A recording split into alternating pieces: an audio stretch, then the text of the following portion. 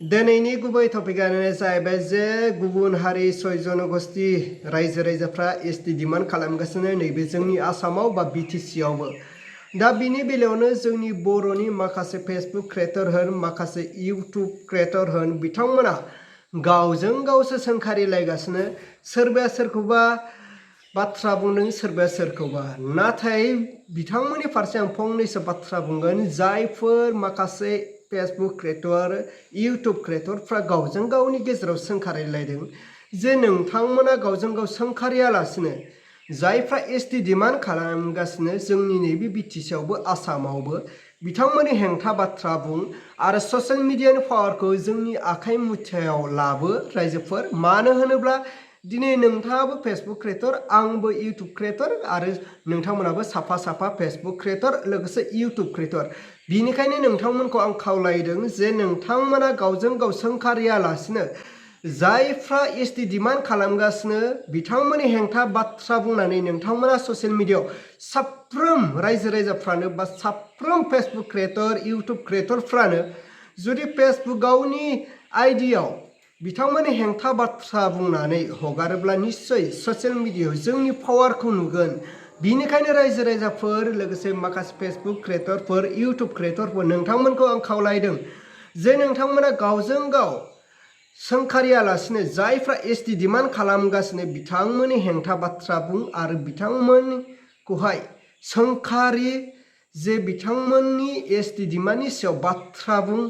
निश्चय बिथांमोना जोंनि पावारखौ नुनानै निश्चय फासयनोबो गोनां जानो हागौ।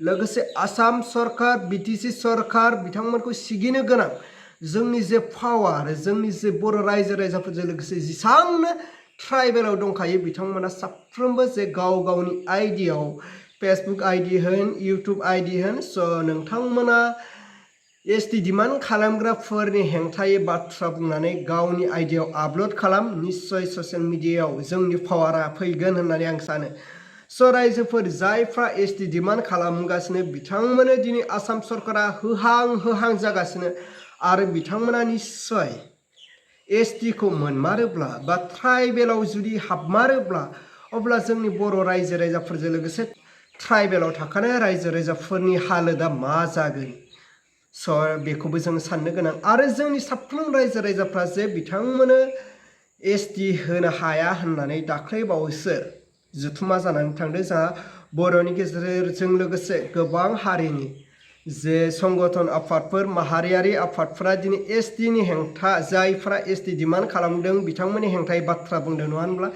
दा बिनि गेजेरावनो जोंनि माखासे फेसबुक क्रिएटर होन इउट्यूब क्रिएटर होन जे सोरबा सोरखौबासो टारगेट खालामनानै सोंखारिलायनायखौ जों नुनो मोन्दों जे बेफोरबायदि सोंखारिलायनायनिफ्राय जाहाथे गोजानाव थायो जोंनि माखासे रायजो राजाफ्रा लोगोसे फेसबुक क्रिएटर इउट्यूब क्रिएटर।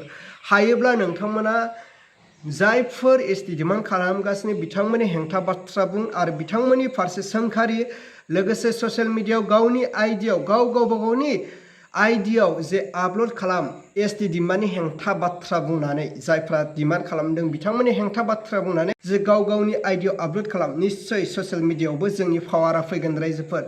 दा आसा खालामदों नोंथांमोना गावनि आइडियाव जायफ्रा 6 जनगोष्ठी ट्राइबेल बा एसटि डिमान्ड खालामगासिनो बिथांमोननि हेंथा बाथ्रा बुं आरो बिथांमोननि हेंथा बाथ्रा बुंनानै गावनि आइडियाव आपल'ड खालाम। निश्चय जोंनि पावारा ससियेल मिडियायावबो ओंखारगोन लोगोसे आसाम सरकाराबो गिनो गोनां जागोन होननानै आं सानो। दा रायजोफोर नोंथांमोनानो बिनि बेलायाव मा कमेन्ट खालामहरो नोंथांमोना कमेन्टनि गेजेरजों फोरमायहर। जोंनि माहारियारि आफादफ्राबो दिनै गोबां नाजादों जे एसटिखौहाय बोरै रैखा खालामनो आरो बिथांमोननि हेंथायै बाथ्रा बुंनायखौ जों नुनो मोनो। थिग बेबायदिनो जोंनि माखासे फेसबुक क्रिएटर होन इउट्यूब क्रिएटरफोर होन नोंथांमोनाबो बाथ्रा बुं जे नोंथांमोना जायखिजाया कन्टेन्टआनो बाहायाथों मानो नोंथांमोना नैबे एसटिनि बेलायावबो नोंथांमोना मोनसे कन्टेन्ट लाबोनानै बिथांमोननि हेंथा बाथ्रा बुं। निश्चय बिथांमोनाबो गिनो गोनां जागोन लोगोसे आसाम सरकाराबो गिनो गोनां जागोन। अब्ला रायजोफोर नोंथांमोनानो कमेन्टनि गेजेरजों फोरमायहर। दिनैनि भिडिअखौ आङो बेखिनियावनो फोजोबबाय।